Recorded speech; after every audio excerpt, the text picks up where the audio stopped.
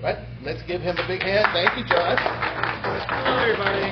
If you guys follow our YouTube channel, you probably already kind of know who I am. I'm the bow tie guy around here, and today I got my hands on a used 15-gallon that somebody had turned into us, and I figured I could save it back and put together a little skate for you guys, and then we will raffle it off to somebody here.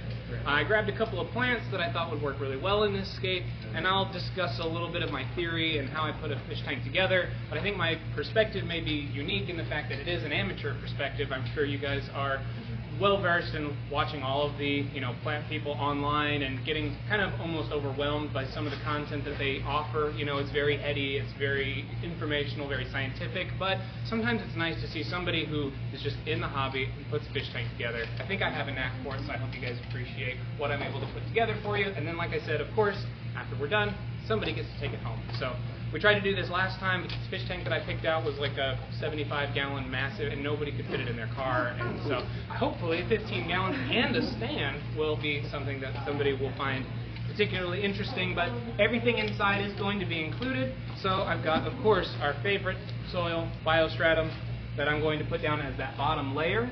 And then I've got a couple of gravels that I find are a little bit more aesthetically pleasing that I liked. I like having a sandscape for my riverbed, and then I like having a more rocky kind of scape as the hardscape transitions into that open water type look. So I've got both of these that I'm going to put down as a cap on top of the nutrient soil that comes from Fluval. I've also got one of our favorite little filters here. This one, since it was used, didn't come with the one that it came with, but I do like these Mignon filters as they're very small. They come with a little surface skimmer, so they're great for floating plants, and they do plenty of filtration power that you'd ever need for a tank this size. Great for betas and other smaller community fish. Not too much flow, but enough filtration power that you're not having to worry about constantly keeping your hands in the tank, which are great. I also picked out some spiderwood because I feel like spiderwood has a lot of character, but it doesn't require a whole lot of manipulation in that I have to glue pieces together or angle them a specific way. I can plop this guy in there just like that, and man, look at all that character, all that drama. That's great. So I also picked out a couple of Cerio stones. As everybody loves Cerio, it is inert in a aquarium setting, so usually you can test that by dropping a little bit of vinegar on your rock in case you didn't know. If it bubbles, then it is reactive. If it doesn't, then you're good to put it in your fish tank without it affecting your pH and your alkalinity, which is great. I also picked out a couple of stones that we just recently started getting. This is blue Cerio, which blue is, I don't know about blue, more gray, but still very dark, and I like the contrast and color that it gives. The reason that I picked out these two separate colors of stones is because what I like to do is create a backdrop, right? So having darker colors in the back, lighter colors in the forefront, it kind of draws the eye into what we like to consider is a painting. A lot of aquascaping, lingo and the way that we look at aquascaping, it falls a lot in line with art theory, right? Is anybody familiar with the Fibonacci sequence? If you're familiar with plant club stuff or plants in general, aquatics and aquascaping, you've probably heard it a million times. It's the golden ratio, the rule of thirds, right? Something that is aesthetically pleasing to the eye, just naturally, and so by following those rules, we can actually create that feeling, that soothing, that almost aesthetically pleasing just by looking at it inside of our aquariums.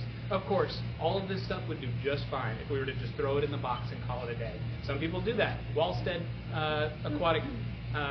Wallstead tanks are actually really nice because there's not a whole lot that you have to do. You put everything in there, you let it go. Plants do all the work. But we want to create something in our home that we want people to view and appreciate, something that we can sit down, relax, and kind of get lost in, right? So it's a lot more difficult on a smaller scale, but certainly possible. We have a guy here that I like to call the Plant Picasso because he is awesome at it. You could probably seen several of the setups that he has out there. He puts maybe 2 or 3 together a week. He's also the guy who's putting together those desktop ponds that you may have seen on our Instagram or out there on the floor. He actually taught me a lot of what I'm about to show you guys. So something I usually like to start with is creating my grid, so that way I kind of have an idea of where I want everything to lay out on the fish tank. So, of course, we're doing our rule of thirds, right? So I'm going to divide the tank up here, and then I'm going to divide the tank up here. And this is one of our paint pens, scrapes off with a razor blade, so I'll take care of that before you guys take it home, I promise. But the idea is that we want it to follow 3 separate sections of visual appeal inside the fish tank. So, for example, if I take these 2 pieces here, and I keep this on this side here, we have a much higher and dramatic scape kind of flowing into a more open water sort of look. That's going to create that. We have the busy, we have the midsection here, which is our open water, and then we have our barren or our riverbed set. So that is that rule of thirds. You can even divide it again by the top and bottom layers. This is going to be our substrate layer, which is going to be very dense, full of carpeting plants. We have this midsection where most of our fish are going to exist, and where we have some of our larger leaf plants like Anubias and our Cryptocerans.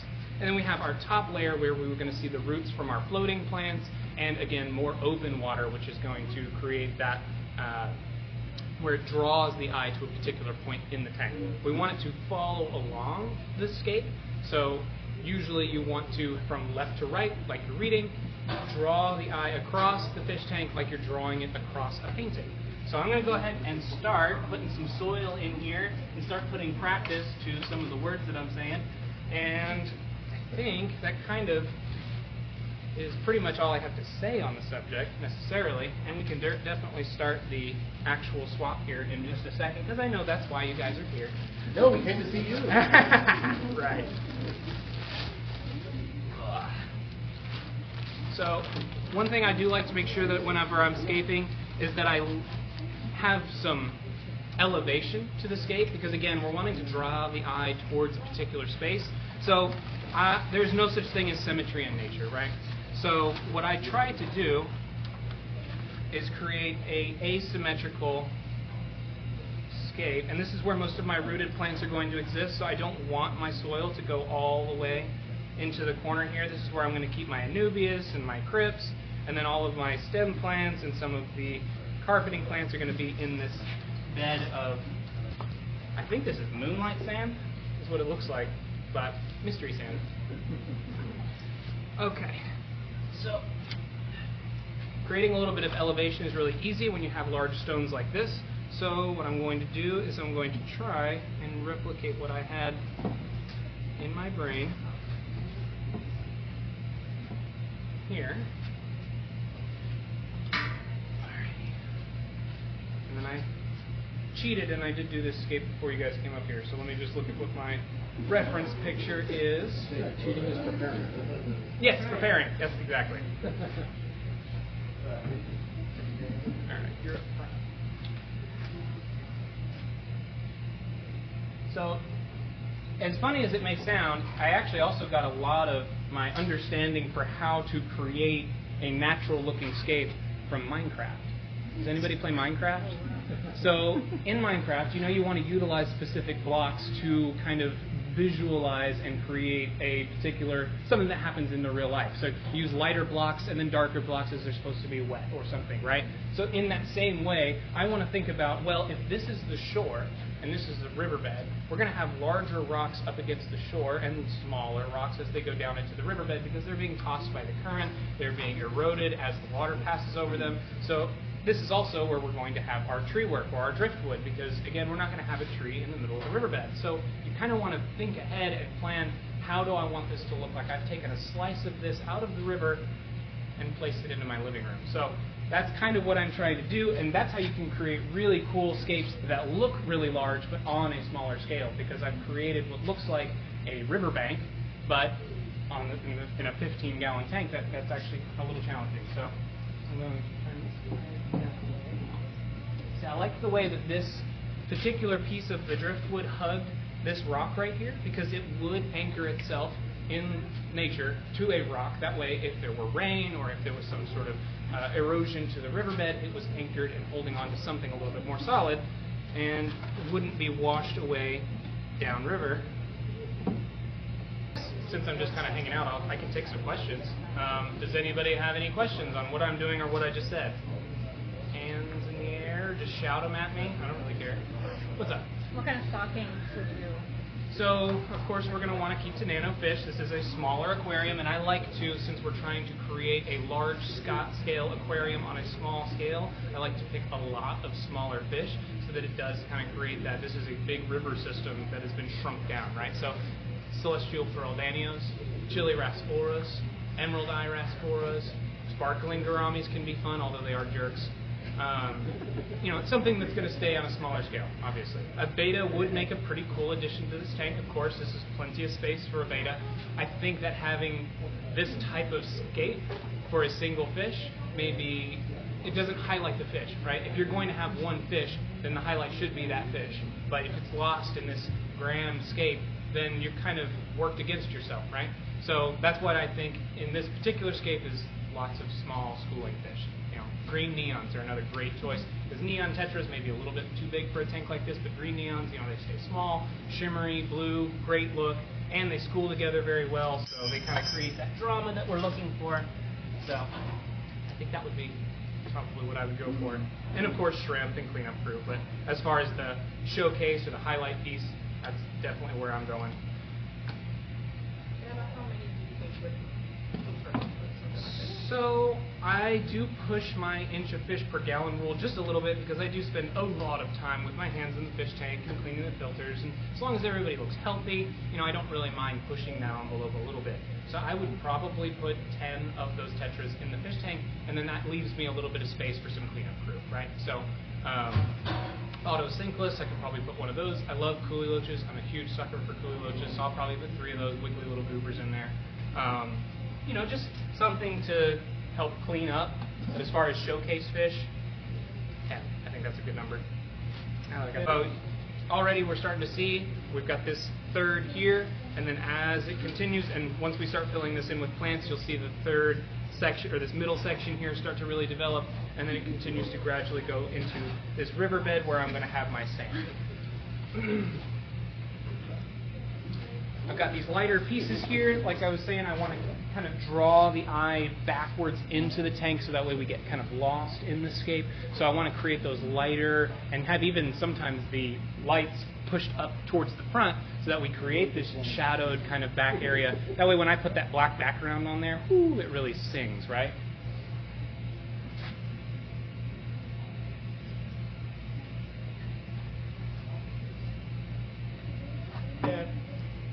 I think white clouds would also be good. White clouds are another great choice, and not needing a heater is huge. Those are a cold water fish, so they're very hardy and resilient. I love white clouds. Actually, my biggest tank is entirely white clouds, 30 of them. So that's a lot of fun. Okay, so now, since this is going to be kind of what has eroded away and washed into the river, I'm going to just pour the entire bag from here and then spread it that way, right? Because this is where it's going to be coming from, is up here. And then it's going to work its way down the riverbank. So it said that's a bio substrate. Is it? I think it says it comes with bacteria in there. Can it support plant life as well, or is it just inert gravel? This actually is just a bio substrate, so it's got live bacteria, but it doesn't have. Okay. Right, which is why, because I was going to just do this in the sand, but it doesn't have anything that'll support plants, so I needed to go ahead and pull an audible and go for the biostratum. So Gotcha. I'm going to work these into all of the crevices, and once you pour water into this, again, you're going to want to pour it where the rainfall happens. That way, when you pour the water in, it washes. You work with the scape, right? If you're pouring your water in when you fill it over here, then all your sand gets kicked up in the wrong direction, then you're kind of working against what you just tried to put together. So that's why I like to call these chop and drop scapes. I don't know if anybody's done floral arrangements, if they're familiar with what a chop and drop is, but it's basically where you take a bunch of flowers and you kind of arrange them the best way that you like, and you chop it and throw it in a vase, right? It's basically the same idea that I've got all of these pieces. I'm going to chop them to where they all fit and drop them into place. I'm not going to spend 3 hours meticulously placing each piece, where there is, a benefit to that, and you can see some of those scapes, like the really serious Iwagumi style fish tanks, and some of the ones that you see on YouTube. They spend hours and hours pruning, almost like a bonsai, right? We don't have the time for that, nor do we have the patience for that.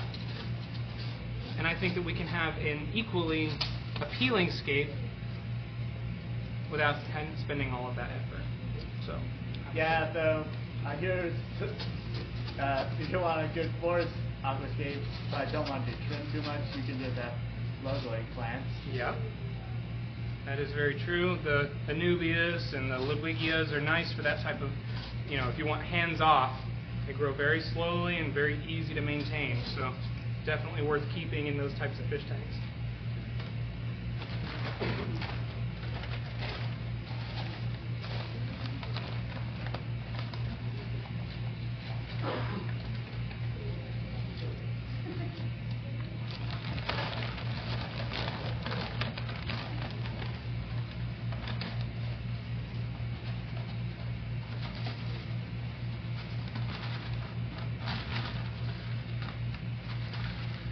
What other fish would you be able to pair with a white cloud?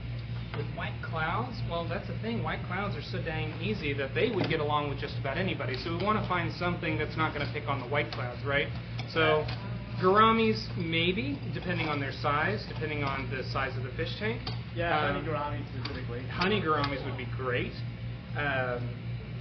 But some other schooling species would be another good choice, or if we did like acaras or rams or some sort of dwarf cichlid, something that hangs out in an entirely different part of the water column, since they are kind of a lower bottom dwelling type fish, they would get along perfectly fine with the white clouds as long as they have plenty of territory to claim.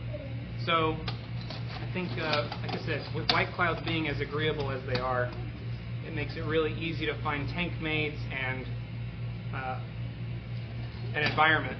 Pygmy cories would be great. I love pygmy cories. That's another one that coolie loaches and pygmy cories, they're always in my tank somewhere. Yeah, and wild strains are better too because they're not as aggressive as True. Like ornamental designer type, exactly. Yeah. You do pygmy sunfish or badisses. Oh yes, scarlet bass. I'm not familiar with a pygmy sunfish. They're native. The males are very beautiful. Really? But there's a bunch of different species. I have 2 different species that I keep, but they get really beautiful whenever they're spawning. They're very peaceful. They are less than an inch. Okay. They can go each have a little colony. They don't live very long. Sure. But you kind of want to breed colony. Yeah. Huh. I have not had them here, so I've never seen them before. I'll have to look that up. They sound cool, although some fish that I know of get very, very big. Usually close to 1. Yeah. So I'm starting with some Anubias nana. My ideas behind plants, I don't know, I was talking to Charles about it before. I don't know if I mentioned it while I was standing up here, but I like to have the larger, broader leaved plants up here where they wouldn't be tossed around in the current, and then having the smaller, thinner, more grassy type plants down along the riverbed where you would probably see them in nature. Again, drawing that eye away from and towards this riverbed area where you're highlighting your fish. So larger, darker Anubias type leaves in the back, Anubias nana as it continues in, maybe a nice crypt here, which I grabbed as an accent, and then we're going to move into this Rotala, or the red, Rotala blood red that Charles brought, and I'm going to use that as my kind of grassy plant, which is going to grow really quickly, and you'll have to probably spend a lot of time trimming, but I think that the red grass will, again, go really nicely with the red gravel. And then if we pick some sort of red fish, then we've got that whole thematic element completed in the fish tank. Or if you wanted to do a single fish, you could do like a blue beta to boom, pop against the primarily red scape. The color ball. Yeah, exactly, right? And that's kind of the idea, that's what I mean, is like, do you want to get one fish that you highlight, or do you want to get a school of fish that is going to work with your scape? And so that's the idea behind that there. So you're going to look for places that have a natural anchor point. So again, thinking back to, where would this plant grow in nature? Where is it going to hang on to so that it can live as long as possible? It's going to probably, I found this little kind of crevice here. It's going to put its roots down into that there. Yes. Is that a life plant? It is. Totally legal. Nope. Totally So this is a cyanoacrylic, and so as long as it has no curing agent or no scent or something that, fast curing, then it probably doesn't have an accelerant in it or something that is detrimental to the fish. I also have this really neat stuff. It is a Instaset spray. It smells weird, but once you spray the glue, then it pretty much is already set. So I love this stuff. This is actually what we use to put together all of the, you've seen those dragonstone and aragonite structures that are built. One of our associates here, he puts them all together. He just spends all day in the back gluing rocks together. And this is all he uses, super glue and this Instaset, which you don't need. If you just wait 24 hours or so, you just do it with cyanoacrylic. You would think that the glue burns the roots, but it doesn't. It doesn't, and that's, so one thing that's nice about Anubias is that it is a rhizome plant, right? So as long as I don't cover the rhizome in glue, which is where it would respirate, where it breathes, then we should be okay. It's going to put out more roots. It's going to put out more leaves. So even in some cases for plants, I'll bury them entirely under the substrate because they're going to seek out that sunlight. They're going to know which direction to go. So that way it holds it down a little bit better, and then it pops up out of the substrate.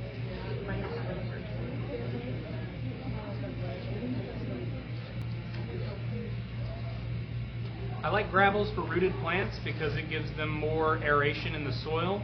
Sometimes I'll even mix in gravel with my sand substrates and then top it with another layer of the sand. That way, as the roots continue to penetrate through the sand, there are gaps in the substrate. The sand substrates do tend to strangle out the roots, which is why I'm using stem plants for my sandy area over here, because they're not really going to root into, and they will a little bit, but most of the roots are going to be actually coming from the stem itself, and it's going to be pulling those nutrients from the water column.